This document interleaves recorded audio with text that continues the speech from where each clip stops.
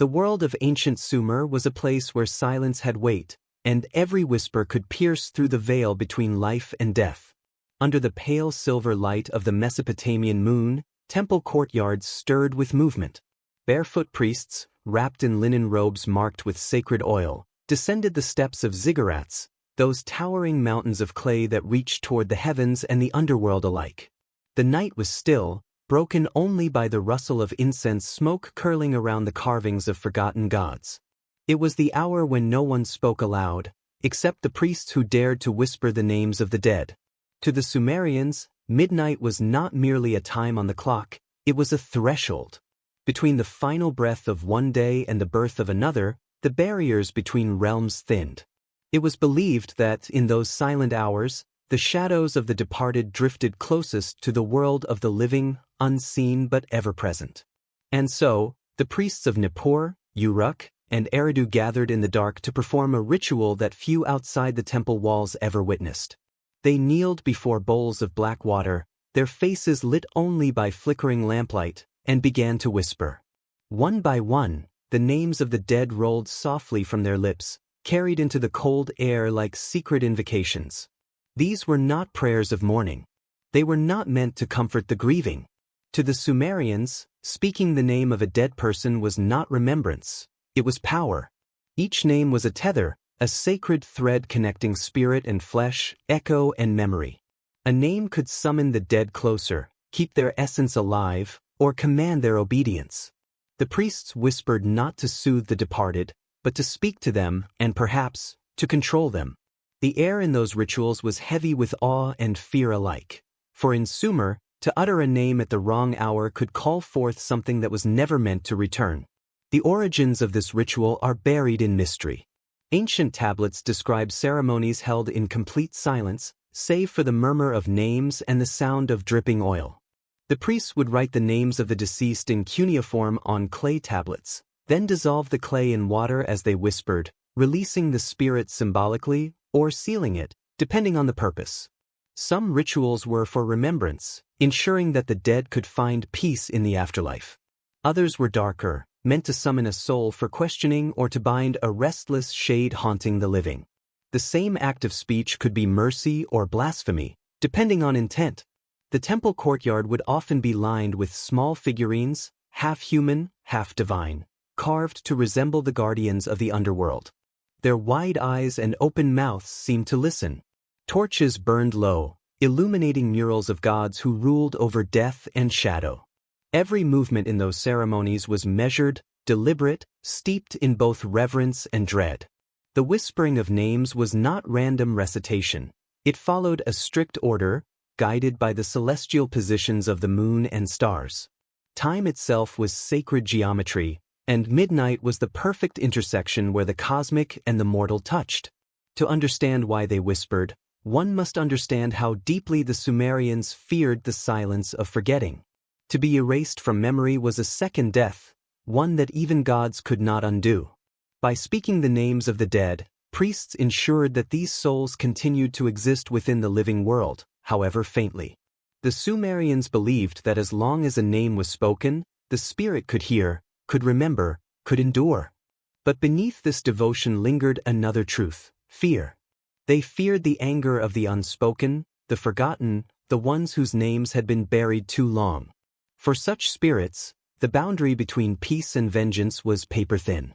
There are stories carved into clay about priests who whispered the wrong name. In the darkness, they felt a sudden chill, as though the air itself listened. Their lamps flickered and went out. The next morning, their shadows were said to linger even when they were gone. Such tales remind us that to the Sumerians, language was not symbolic. It was alive. To speak was to act, and to name was to create or destroy. Every whisper was an invocation, every syllable a spark of divine power. The introduction of this ritual into Sumerian temple life was not accidental. It grew from their oldest fear, that the gods had abandoned them after death. Unlike later faiths that promised salvation, Sumerian belief saw the afterlife as a dim reflection of the world above, a place of dust and memory where even kings wandered aimlessly.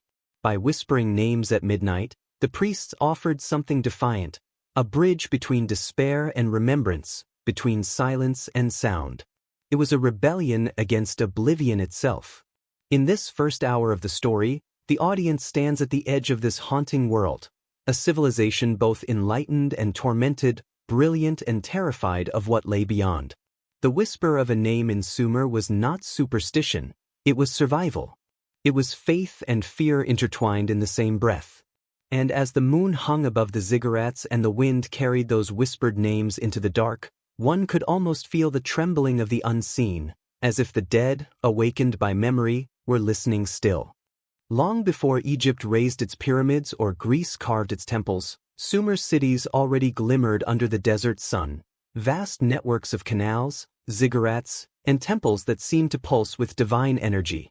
The Sumerians believed that theirs was not a human achievement but a divine arrangement, built upon sacred design. Each city, from Eridu to Uruk to Nippur, was dedicated to a specific god who watched over it like a sovereign.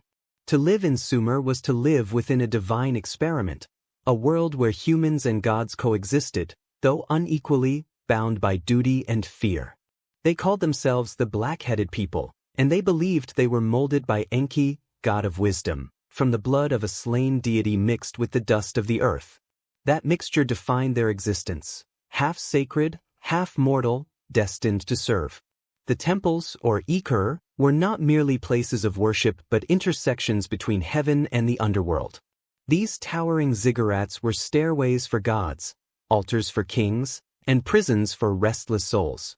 Each layer of mud brick symbolized a realm of existence, the divine above, the mortal between, and the shadowed dead below. The Sumerian worldview was circular, not linear.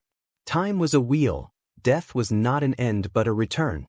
In the clay tablets unearthed from the ruins of Ur, scholars found hymns describing life as a temporary loan from the gods. When a man died, his spirit, the Giddim, drifted into the darkness beneath the world, but his name and offerings tethered him to the living. Thus, each temple acted as a cosmic node connecting the world above with the great below.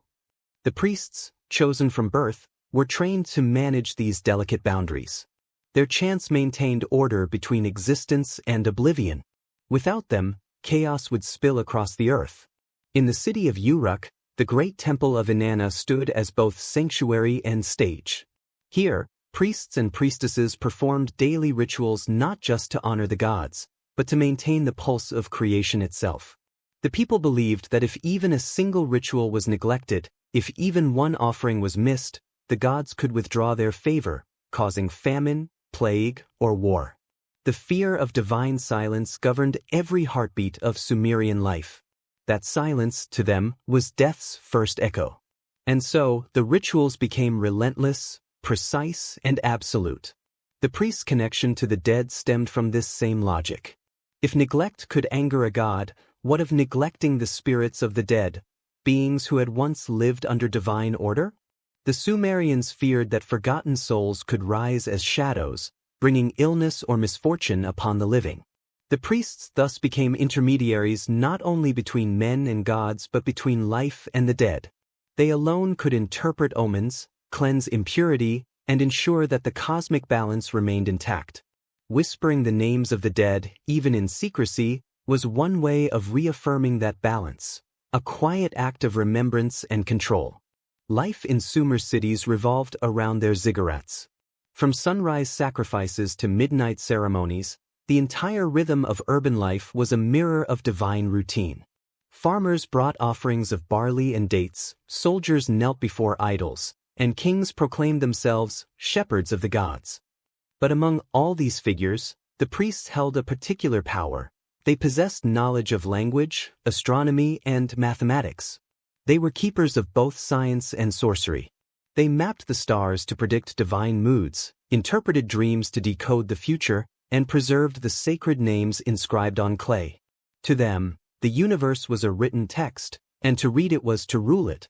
Sumer's concept of death was not punishment, but order. The dead had their place, just as rivers had their courses. Yet even within this structured belief, anxiety thrived. The city was never free from the murmur of ghosts, etim, who roamed the night. To keep them at bay, priests burned juniper resin, recited purification hymns, and sealed tombs with sacred clay. The act of whispering the dead's names was not random superstition, it was a legal and spiritual act. In their cosmology, every soul had a claim, and only by speaking its name could its existence be acknowledged before the gods. In this early civilization, morality was entwined with divinity. Justice, for the Sumerians, did not come from human law but from the will of the gods themselves. When a man committed murder or broke an oath, the priests sought judgment not through reason but ritual.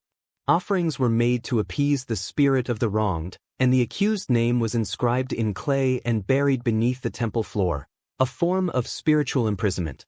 Even punishment echoed theology. To be nameless was the ultimate disgrace.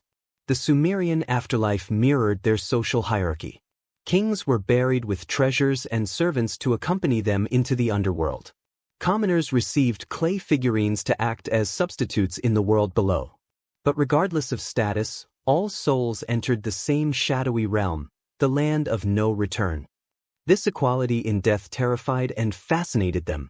It blurred the line between god and beggar, priest and peasant. Perhaps this was why the priests sought to maintain power through ritualized memory, to ensure that, even in darkness, order endured. And yet, within this cosmic order lay contradiction. The gods themselves were flawed, jealous, angry, and indifferent. Floods could erase entire cities, and droughts could starve thousands, without divine explanation. The Sumerians lived under the constant reminder that divine favor was fragile, fleeting as dust. Their temples stood as both triumphs and warnings, monuments of devotion built atop graves of forgotten civilizations. Every whisper, every offering, every etched name was an act of resistance against that divine indifference. In the dim corridors of the temple of Nana at Ur, an inscription once read, "He who forgets the name of the dead forgets himself." It encapsulated the Sumerian creed that memory was existence. To remember was to preserve the cosmic order, to forget was to invite dissolution. The cities of Sumer were not simply the first civilizations. They were living tombs, built on the idea that humanity's only defense against death was remembrance, that through ritual, mankind could echo eternity. The world of Sumer, therefore, was not one of superstition but of structure, an intricate system of gods, laws, and rituals woven together by the hands of those who feared both chaos and silence. In their night of whispers, the priests did more than speak to the dead, they reaffirmed the foundation of their world. Every name spoken under the moonlight was a declaration that even in a universe ruled by fickle gods, man could still reach across the darkness and speak. In Sumer, to name something was not merely to identify it, it was to give it existence. Words, to them, were not symbols but living forces that breathed life into the world.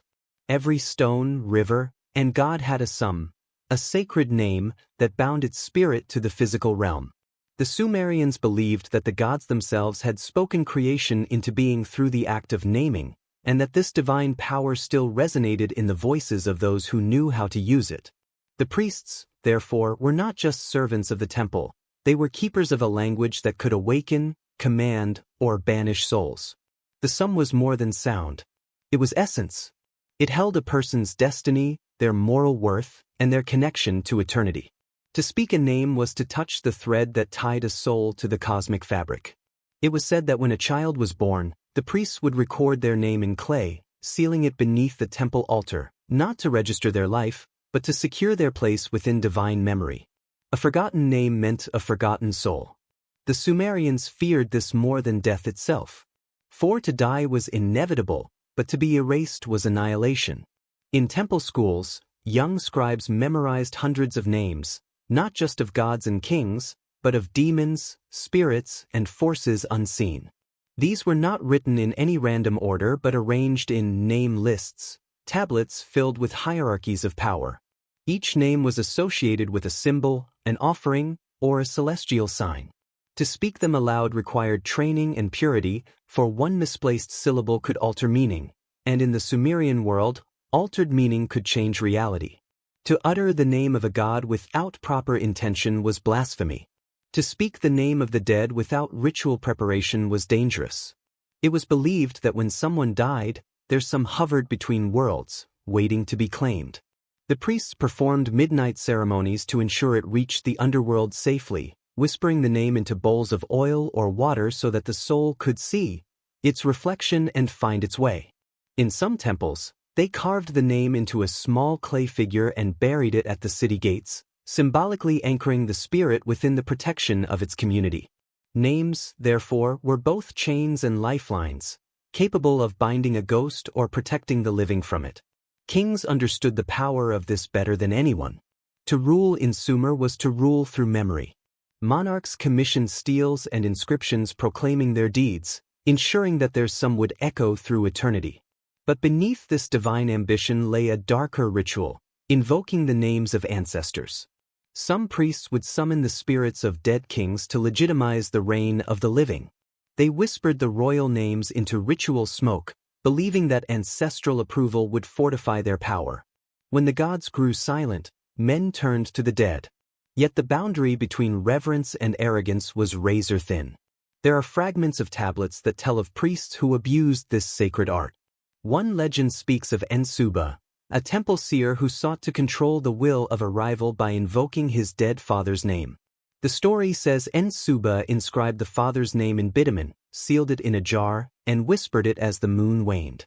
That night, the rival fell ill, speaking nonsense until he died. The priests who discovered the act called it name theft, the manipulation of divine language for mortal gain. Ensuba was buried alive, his own name erased from every record.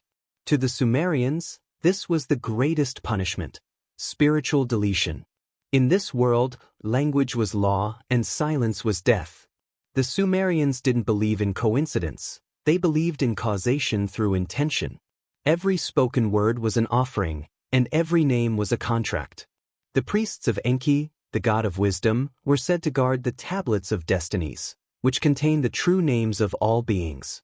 Whoever controlled those tablets, myth said, could command creation itself. When the god Ninurta stole them, chaos erupted, rivers reversed, stars dimmed, and the world trembled. The myth was a warning, a reflection of the priest's own fears, that human curiosity might one day reach too far, and that divine speech, once misused, could unmake reality. Even outside the temples, ordinary people treated names with reverence.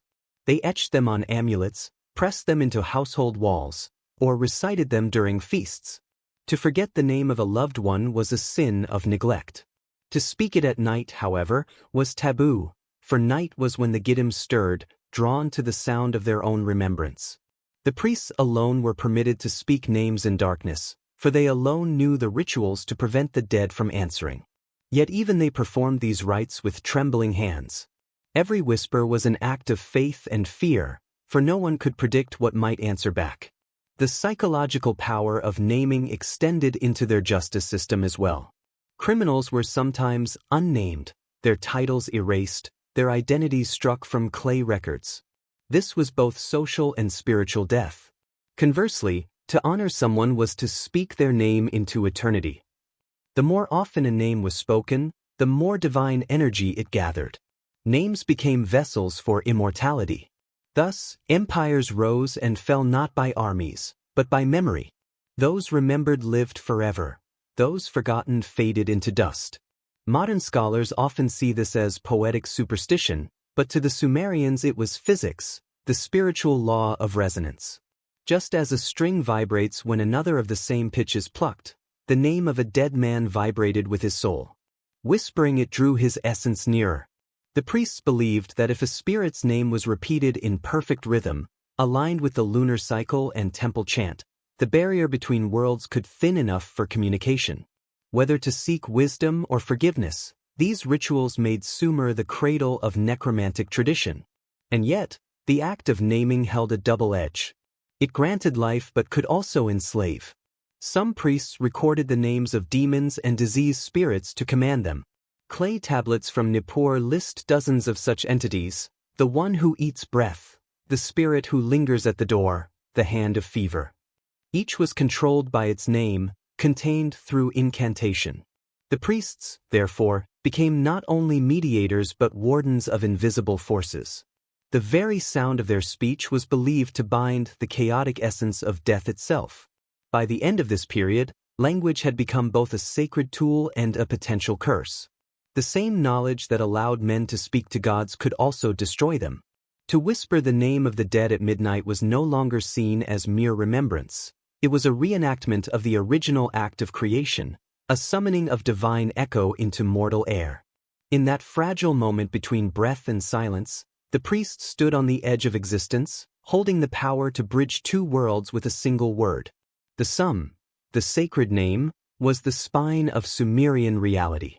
It defined the living, sustained the dead, and connected both to eternity. To speak it was to risk everything, but to forget it was to lose meaning itself.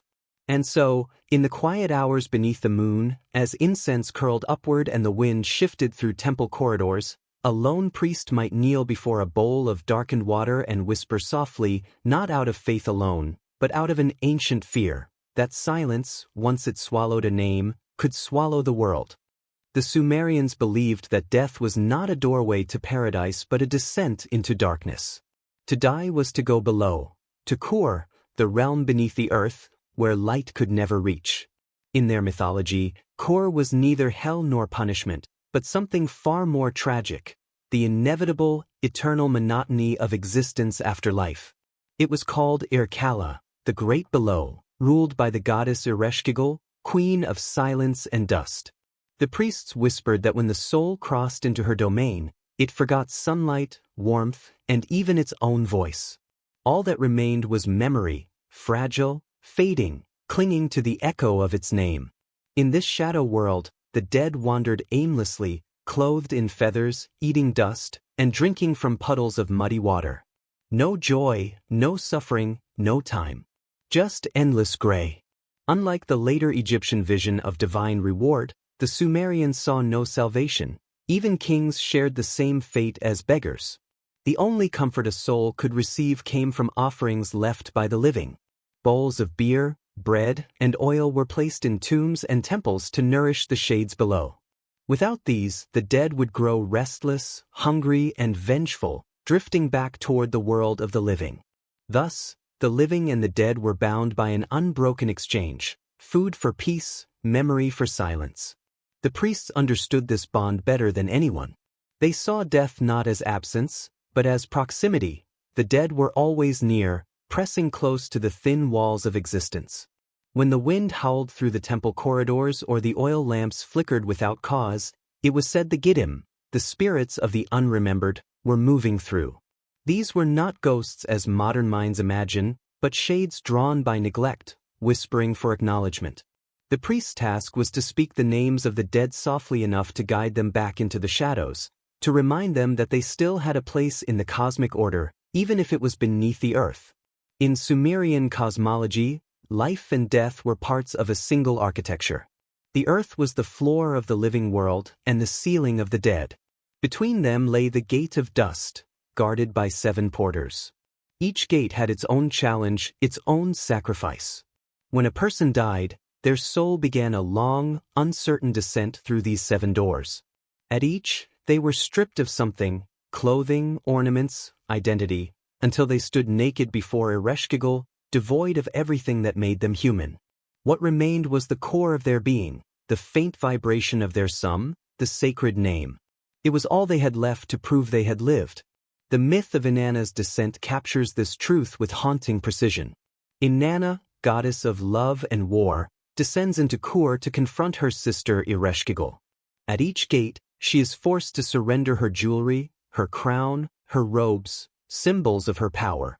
When she finally stands before the Queen of the Dead, she is judged, struck down, and hung on a hook like a carcass. The world above falls into decay until her servant, Ninshubur, begs the gods for help. Only by sending Enki's messengers to sprinkle her with the food and water of life is she restored. The Sumerians told this story not as fantasy but as reflection, descent and return, silence and remembrance. It was a myth that explained why the priests whispered, to ensure that the dead, like Inanna, could find their way back to balance. The temple rituals mirrored this descent. At midnight, when the moon reached its highest point, priests of Ereshkigal gathered in the deepest chambers of the ziggurat. The walls were blackened with soot, the air thick with burning myrrh. They placed figurines made of clay and bitumen, effigies of the departed, around a basin of water that symbolized the river of dust. Into that still surface, they whispered the names of the dead. The water trembled slightly, reflecting the torchlight like breathing. This was the symbolic passage of the soul through the first gate, guided by voice and intention. For the Sumerians, this act was not merely remembrance but cosmic maintenance. Every name spoken was a seal against disorder. If a spirit was not properly sent to Kur, it could linger among the living, bringing illness or madness. The priests whispered not out of love alone, but out of necessity. Their civilization depended on maintaining balance between light and dark, flesh and dust. In one fragment from the Descent of Ishtar, a line reads, "If the dead are not appeased, the living cannot rest." It was both a warning and a creed. Yet, the most profound part of this ritual was the silence that followed. After the names were spoken, no one dared speak again. The air seemed to thicken as if listening. For a few moments, the boundary between worlds was open, and the priests believed the dead could hear. What they heard no one could say. But it was in this suspended quiet that the Sumerians found both terror and solace, the fragile equilibrium of existence itself. Archaeologists have uncovered tablets describing these rituals in extraordinary detail, lists of offerings, hymns for the dead, and even the positioning of the priests during midnight ceremonies. Some texts describe how priests fasted for 3 days before whispering the names, purifying their bodies and minds. Others detail the punishments for impurity. If a priest entered the ceremony with an unclean spirit, the whisper would backfire. Instead of sending the soul down to Kur, it would call something up. There are records of priests found dead at dawn, their faces twisted in expressions of unspeakable fear. The inscriptions simply note, "The shade answered." But despite the danger, these rituals endured for centuries. They were a psychological necessity, the only way the Sumerians could confront the abyss without falling into it. In a world without divine mercy, ritual became mercy itself. To whisper the name of a loved one was to give them a moment of light in endless shadow. To speak for a forgotten soul was an act of compassion that transcended mortality. And to whisper the name of an enemy was to trap their spirit, denying them peace. Thus, the ritual could heal or harm depending on intent. The same word that could save could also curse. The House of Dust, then, was not merely an afterlife. It was a mirror of the human condition. The Sumerians saw themselves reflected in its gray halls, striving, suffering, remembering. Their greatest terror was not death, but insignificance. Every whisper, every offering, every carved name was a plea to be remembered. Even the gods were not immune to this fear. In their myths, gods demanded temples and hymns not for love but for remembrance. To be forgotten was to fade. By the time the ritual ended, dawn would approach. The priests rose slowly, their eyes red from incense smoke, their voices hoarse from hours of whispering. They would seal the clay tablets, pour libations into the earth, and let the silence reclaim the temple.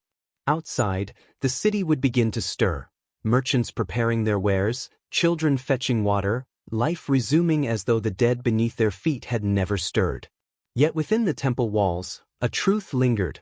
Life continued only because the dead had been acknowledged. The descent of the soul, then, was not a story of despair but of interdependence. The Sumerians understood that every breath taken in the sunlight owed something to the shadows below. Their priests whispered names not just to guide spirits, but to remind the living of what waited beyond the final gate. In that recognition lay both fear and faith, the understanding that existence, no matter how fragile, could defy oblivion as long as someone remembered your name. At the hour when even the wind seemed to sleep, the temple of Nippur awoke to a different rhythm. Bells ceased their tolling, fires were dimmed, and silence fell upon the stone courtyards like a burial shroud. This was the moment when the living stood closest to the dead. The priests gathered in a circle, their faces hidden behind veils of ash-colored linen, carrying bowls of blackened water and burning cedar. They moved without speaking, their steps measured, their breath synchronized. At the heart of the circle stood a stone altar engraved with sigils, the symbols of Enki, Ereshkigal, and Nana, the gods of wisdom, death, and the moon. Over it, smoke spiraled upward, vanishing into the midnight air. Then, slowly, the whispering began. Each voice rose barely above silence, speaking the names of the dead in long, rhythmic patterns, syllables repeated, stretched, and broken apart. It was a music of memory and control, each sound designed to resonate between the worlds. The black water rippled as though answering back. For the Sumerians, this was the kispu, the ritual of the midnight meal, an offering to the spirits of the dead. The word itself meant both banquet and appeasement, suggesting that even in death, hunger remained. The priests placed small loaves of bread, dates, and beer beside the bowls. The offerings were not symbolic. They were sustenance for the shades below. A hungry spirit was dangerous. A forgotten one, deadly. But the whispers carried more than kindness. Every name spoken was an act of negotiation. Some were spoken softly, the names of beloved ancestors, mourned kings, mothers lost in childbirth. Others were uttered with precision, sharpened like a blade, the names of those who had wronged the living. The same ritual could summon peace or vengeance. It was not uncommon for a priest to whisper the name of a recently deceased rival, asking the gods to bind their tongue in the dust.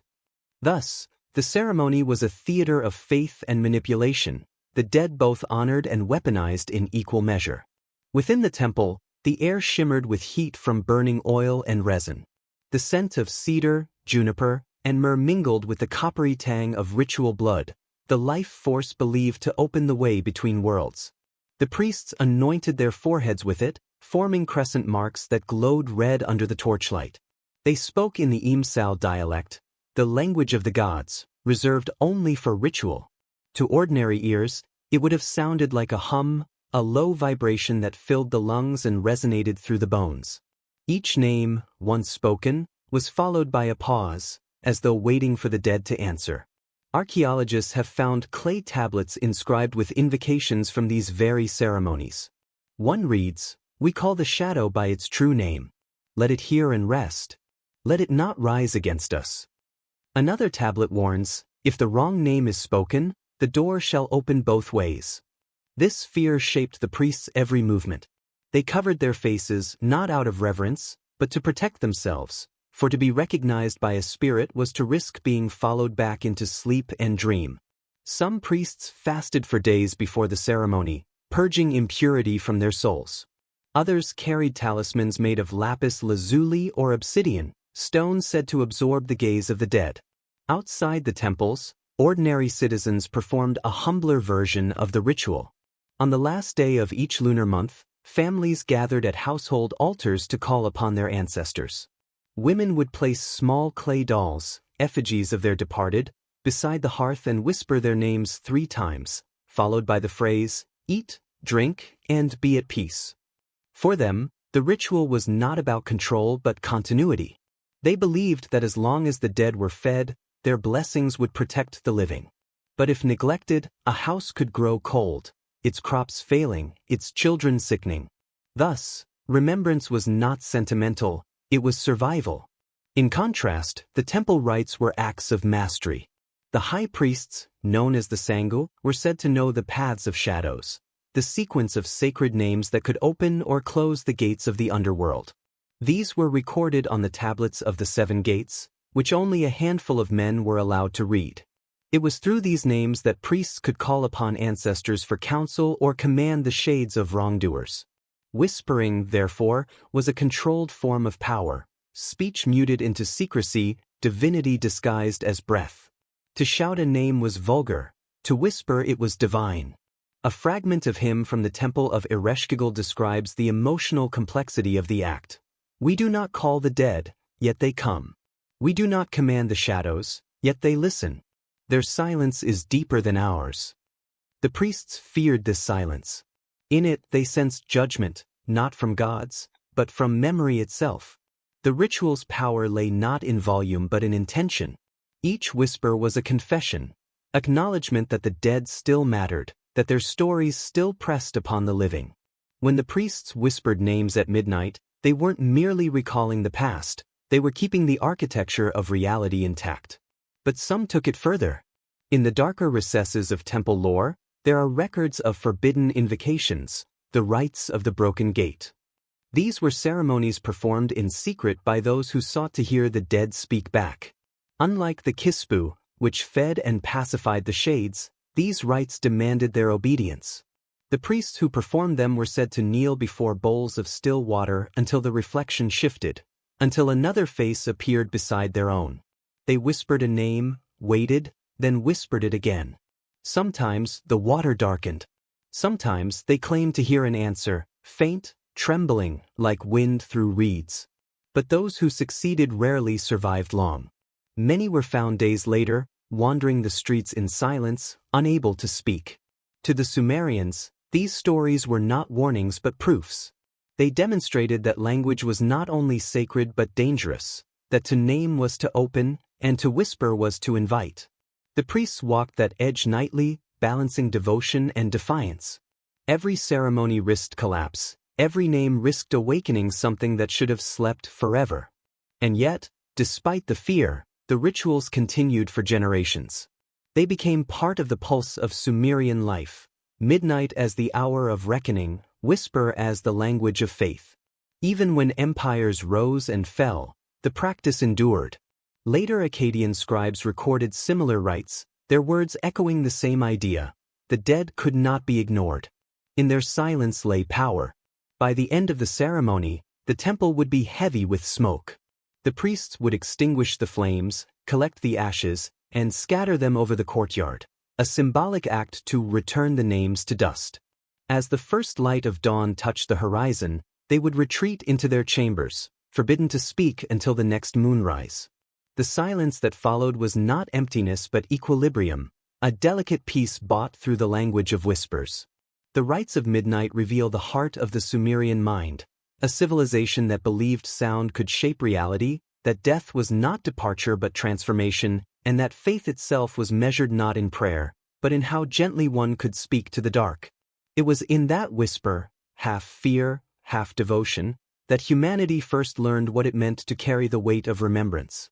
As the centuries passed, the midnight rituals of Sumer evolved into something darker, more secretive, and more dangerous. The sacred act of whispering names began as remembrance, a bridge between the living and the dead. But as power shifted from gods to kings and from devotion to control, the whispers changed meaning. What was once a prayer became a weapon. Priests who had once guided spirits to peace began to use the same language to summon, command, and even curse. These were the forbidden invocations, the prayers that defied heaven itself. The origin of these dark practices lay in a silence that haunted the temples. By the late Sumerian era, the gods had grown distant. Droughts, plagues, and invasions shook the cities, and the old prayers no longer brought answers. Offerings burned without blessing, omens turned uncertain. The priests called it the era of the silent gods. When divine voices ceased, humanity turned inward, desperate to reclaim the sound of authority. And so they began to whisper not only the names of the dead, but the names of the gods themselves, softly, secretly, hoping to draw them down from their celestial silence. But the Sumerians believed divine names were living fire, words too sacred to pass mortal lips. To speak a god's true name was to take a spark from creation itself. Only the high priests, chosen and purified, were allowed to pronounce these names, and only in darkness. Yet there were those who dared to speak them without permission. These heretics, men who believed they could compel the gods through knowledge, performed invocations that mimicked the structure of the old kispu, replacing the names of the dead with the divine. Their intent was not communion but control. And when they failed, the consequences were unspeakable. One broken tablet from Ur describes a night when the chief exorcist of Enki's temple attempted to call the god to answer. He spoke 7 divine names in succession, each aligned to a phase of the moon. On the 7th, the torches went out, and the priests reported hearing a voice beneath the earth, not above. By dawn, the man's body was found turned toward the east, his mouth filled with clay. The inscription beneath his name reads only, "He opened the gate the wrong way." Such stories spread like contagion, whispered across temple courtyards. The priests began to fear not only the dead, but their own voices. Every word spoken at midnight might cross a threshold unintended. To guard against this, the High Temple of Eridu issued what became known as the Law of Shadows, a decree forbidding the recitation of any divine or ancestral name outside the prescribed calendar. Those who broke it were exiled, erased, or worse, unremembered. Their names were scratched from clay tablets, their statues melted down. In a society where memory was immortality, this was a fate worse than execution. Yet repression only bred curiosity. The more the temples forbade, the more priests sought hidden texts, fragments of incantations buried under ziggurats or sealed within tombs. These were the tables of silence, rumored to contain the nameless names, the words that gods themselves had forgotten. Archaeologists later found shards inscribed with phrases unlike any known dialect, neither pure Sumerian nor Akkadian, suggesting an attempt to encode speech beyond human phonetics. The priests had begun to invent a secret language, one they believed could reach the underworld directly. The emotional core of this transformation was desperation. The Sumerians had built their entire existence on divine communication, and when that bond broke, their world fell into chaos. To whisper forbidden names became an act of both rebellion and faith, a final attempt to speak into the void. In one text known as the Hymn of the Empty Sky, a priest laments, "The gods do not hear. The stars turn away. We speak their names until our throats bleed, and only the dead reply."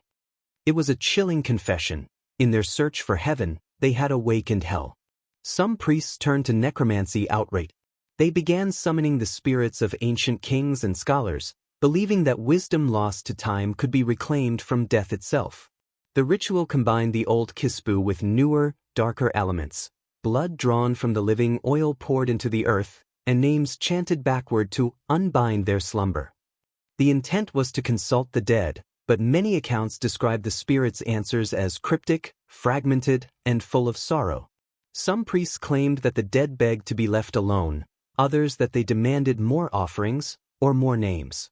In these forbidden ceremonies, the boundaries between religion and heresy dissolved. Whispering became shouting, devotion became domination. The gods were no longer worshipped, they were interrogated. And when no divine voice answered, men filled the silence with their own inventions. This was the birth of sorcery, a theology turned inward, fueled by ambition and fear. The tablets of Lagash tell of one such figure, a high priest named Ninikar, who was said to have spoken the words of clay. According to legend, he believed that if he could learn the sequence of divine names hidden in the stars, he could rewrite fate itself. For 7 nights he performed the ritual, fasting and whispering to the dark. On the 8th, a storm tore through the city, lightning struck the temple roof, and Ninikar vanished. In the rubble, his scribes found only one phrase carved into stone: "The gods are silent because they are listening." To the surviving priests, this was a terrifying revelation, the idea that the divine silence was not absence but attention, that every whisper, every forbidden name, reached something that chose not to answer. From this grew the notion of the watching dark, a presence beyond comprehension, drawn to the sound of human speech. The act of naming, once holy, now felt perilous. Even the purest prayers carried risk. Over time, the whispering rituals were divided into 2 paths, the sanctioned kispu and the forbidden namsub. The former sustained balance, the latter sought power. The namsub chants were banned, but fragments survived, passed through secret lineages of temple scribes. These were the first spells, not in the later sense of magic, but in their original meaning, spoken formulas capable of shaping reality. The priests recorded them on small tablets buried beneath doorways, or hidden inside the foundations of houses. The intent was both protection and control, for to inscribe a name upon clay was to fix it, to anchor it against change. But there was always a cost. In later myths, even the gods began to suffer the consequences of these invocations. Ereshkigal herself was said to weep when mortals called upon her too often, her tears flooding the underworld. Enki, the god of wisdom, grew weary of hearing his name spoken by fools who sought power. In one hymn he warns, Do not call me unless you have forgotten your own voice. The Sumerians took this to mean that divine names were not meant for mortal tongues, that every utterance borrowed strength from the soul. Whisper too many, and you began to disappear. The moral and psychological implications were profound. The priests who once mediated between worlds now stood accused of trespassing into the realm of the gods. Faith turned inward became obsession. The same rituals that once brought comfort now induced paranoia. Priests sleeping with covered ears, temples built without windows to keep voices from escaping. Silence, once sacred, became suffocating. And yet they continued, because to stop whispering would mean admitting that no one was listening at all. This was the age when humanity first tasted the forbidden thrill of power, the idea that by knowing a secret name, one could bend creation to will. But beneath that thrill lay terror, the awareness that such power came not from gods, but from the abyss they had left behind. The Sumerians did not invent darkness, they discovered it within themselves. And as they whispered into the night, seeking divine answers, all they heard was the echo of their own voices, a haunting reminder that sometimes, the most dangerous gods are the ones we create when heaven falls silent. They found them buried beneath temple floors, small figurines of clay, sealed in bitumen, faces crudely carved and bodies inscribed with cuneiform signs. Some were shaped like men, others like twisted beasts with hollow eyes. On their backs were etched names, human names, sometimes of the dead, sometimes of the living. Archaeologists would later call them votive offerings or protective charms. But the ancient Sumerians knew them by another name, Nam. Gish. Shidu, the clay that remembers. These were not symbols of faith, they were vessels of power. Each one carried a soul's echo, bound, silenced, or reawakened through the sacred art of the whisper. In the beginning, the priests claimed these figures were tools of healing. A clay doll could stand in for a patient, absorbing illness or deflecting curses. The priest would mold the effigy in the likeness of the afflicted, whisper their name into its mouth, and bury it under the temple's foundation, sealing the ailment away. But as with many sacred arts, healing soon gave way to control. When the same ritual was applied to enemies or the dead, the results were darker. To inscribe a name in clay was to imprison it, to bury it was to command its silence. Thus began the era of the cursed clay. Every temple had its own chamber for such workings, a small subterranean room known as the House of Binding. Few ever entered it. There, amid piles of clay tablets and broken idols, priests worked in near darkness, lit only by oil lamps whose smoke clung to the walls like black breath. They molded their figures by hand, mixing earth with water drawn from sacred wells and, at times, with blood. The mixture was kneaded while chants were whispered, formulas that invoked the gods of binding, particularly Namtar, herald of death. Each whisper was believed to breathe something unseen into the clay, fusing spirit and matter into one. Once shaped, the figurines were inscribed with words that no ordinary eye could read. Some bore curses, "May his name never rise again." Others carried prayers, "May she be remembered among the stars." The duality was deliberate. The same ritual could bless or damn depending on intention. In Sumerian belief, creation and destruction were mirror acts. Just as the gods had formed man from clay and divine blood, so too could man form lesser lives from the same substance. The difference lay only in purpose. To bless was to imitate the gods. To curse was to rival them. Stories spread of priests who went too far, those who sought to resurrect rather than merely bind. One of the oldest comes from Lagash, where a grieving widow named Arshuna begged the temple of Nana to return her husband's spirit. The priests, moved by pity, agreed to attempt the forbidden rite. They molded a figure in his image, carved his name across its chest, and whispered it into the clay 7 times beneath the waning moon. When the ritual ended, the figurine's eyes seemed to glisten, and the widow claimed she heard her husband's voice in the night. But within days she was found dead, the clay figure shattered beside her bed. The priests buried both under the temple floor and sealed the entrance for 7 generations. These stories were warnings disguised as myths. They spoke of humanity's hunger to undo death, to reverse the flow of dust to breath. In a world ruled by mortality, the ability to recall the dead, even imperfectly, was the ultimate defiance. Yet every act of defiance carried consequence. The priests taught that the soul of a human, once severed from flesh, no longer belonged to the mortal realm. To call it back was to tear open the balance between worlds. The clay, meant to contain, could not always hold what it summoned. In later texts, particularly the tablets of ghosts, the process of crafting these effigies was described in detail. The clay had to come from the banks of a river that had seen both sunrise and sunset, symbolizing the passage between life and death. The water used for molding was drawn from a well that had not been disturbed for 40 days. And before a name could be spoken into the figure, the priest had to undergo purification, fasting, silence, and the burning of 7 cedar branches. When the name was finally whispered, it was not spoken as language but as rhythm, a vibration carried on the breath. It was said that if done correctly, the clay would tremble as though remembering itself. These rituals blurred the line between devotion and hubris. The priests saw themselves as guardians of order, yet their actions echoed the very gods they feared, creators shaping life from earth. Enki had done the same when he molded mankind, using divine essence to animate mud. But when man imitated Enki, he did so without divine restraint. To mold life without permission was to challenge the hierarchy of heaven. And so, the priests lived in constant tension, creators by faith, sinners by law. The power of these practices extended beyond temples. Ordinary citizens sought fragments of this forbidden art.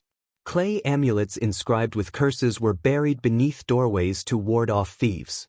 Small figurines shaped like serpents or lions were placed in fields to protect crops. Women placed tiny clay idols under their pillows to ensure fertility or to prevent nightmares. Each carried whispers, words of power that linked them to the vast network of belief that threaded through Sumer. Even in these humble uses, the logic remained the same. Names controlled spirits, and clay preserved names. But the deeper danger came from those who learned to erase names. Some texts describe a ritual known as the breaking of the seal, in which a priest could unbind a soul by grinding its clay effigy into dust. The moment the figure was destroyed, its associated name would fall from the world, erased from both memory and existence. This act, called namsare, was considered a spiritual execution. It was reserved for traitors, oath-breakers, and blasphemers, those whose memory was deemed too dangerous to endure. In Sumer, to die once was natural. To die twice, once in body, once in name, was oblivion. Through the cursed clay, the Sumerians gave material form to their theology. They made death tangible, nameable, and, for a fleeting moment, controllable. The ritual represented the essence of their psychology, a civilization obsessed with the boundaries between being and nothingness. They feared the silence of the grave, yet they could not stop themselves from speaking into it. Their world was built upon contradictions, gods who needed worship, mortals who tried to imitate gods, priests who both preserved and defied the sacred order. One fragment from the temple of Ereshkigal bears a chilling inscription: "The clay remembers what the tongue forgets." It implies a belief that every act of creation, every whisper, leaves an imprint, not just on the world, but on time itself. When a name was spoken into clay, it was fixed forever, even if the figure broke. In this way, the Sumerians sought immortality through the very medium that defined their civilization, earth. The same clay that built their temples, recorded their laws, and preserved their prayers also became the tomb of their own ambitions. As the last of the temple fires dimmed and the dawn approached, the priests gathered their completed effigies. They would wrap each one in linen, chant a final blessing, and bury them beneath doorways, walls, or courtyards. To the casual eye, it was mere superstition. But to the Sumerians, it was law, an unbroken chain between heaven, earth, and the underworld. In their hearts, they knew that power was never truly destroyed, it only changed form. The clay that once held names would one day crumble, but the whispers within it, those faint echoes of human longing, would continue to hum beneath the soil, waiting to be heard again. The cursed clay marked a turning point in humanity's relationship with death. No longer content to accept the silence of the afterlife, the Sumerians reached into it, molded it, and made it speak. And though millennia have passed, the impulse remains the same: to remember, to resurrect, to defy forgetting. The Sumerian priests did not conquer death, they only gave it shape. But in that act of creation, they revealed a truth older than faith itself, that the line between prayer and power is drawn not in heaven, but in the trembling of a human hand pressing a name into wet clay. The priests of Sumer paid dearly for their whispers. What began as ritual devotion slowly consumed their minds. Night after night, they spoke the names of the dead until the echoes followed them beyond the temple walls. Some forgot which names belonged to others and which were their own. They said the dead had learned to whisper back. Madness crept like dust through their thoughts. Tablets record priests who awoke screaming, convinced their mouths still moved while they slept. Others began repeating their own names during ritual, terrified of being forgotten by the gods they served. The temple's corridors filled with murmurs, not prayers, but echoes of exhaustion. To control the spreading fear, the priesthood imposed new laws: silence outside ritual, fasting before each ceremony, isolation for those who heard the shadows. But silence only deepened the madness. The and listeners of the dark became legends, men who lost their voices because the dead had claimed them. For the Sumerians, memory was faith, but memory had no mercy. Each name spoken revived sorrow buried for centuries. The priests carried the grief of a civilization in their lungs. One fragment reads, "Let my mouth forget what my soul remembers." It was both prayer and confession, a plea to escape the weight of remembrance. In time, the people began to fear their priests more than the dead. The temples grew quieter, their incense fading into stillness. The act of whispering, once sacred, became a haunting compulsion. Faith turned to fatigue, devotion to delirium. The price of voice was not blood, but sanity. And when the priests finally fell silent, the gods themselves seemed to fade, as though without whispers, even the divine could not exist. Sumer fell, but its whispers never truly stopped. The rituals passed into Babylon and Assyria, softened but unchanged. The Babylonians still fed the dead, the Assyrians still feared their names, and every civilization after carried Sumer's oldest truth: to speak a name is to give it life. The whisper became humanity's inheritance. The Egyptians transformed it into immortality, the Ren, the eternal name carved in stone. The Hebrews turned it into taboo, the divine name too sacred to speak. Even now, we inscribe our own on graves, walls, and screens.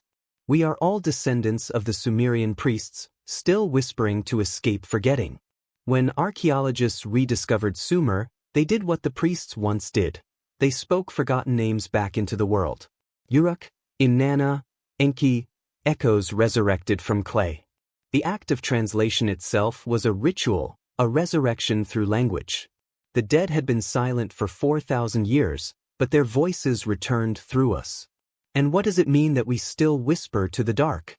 The Sumerians believed that sound never dies, that every name once spoken remains somewhere, vibrating in eternity. Perhaps they were right. Perhaps even now, beneath the wind and dust, their words still move through the air, waiting to be heard again.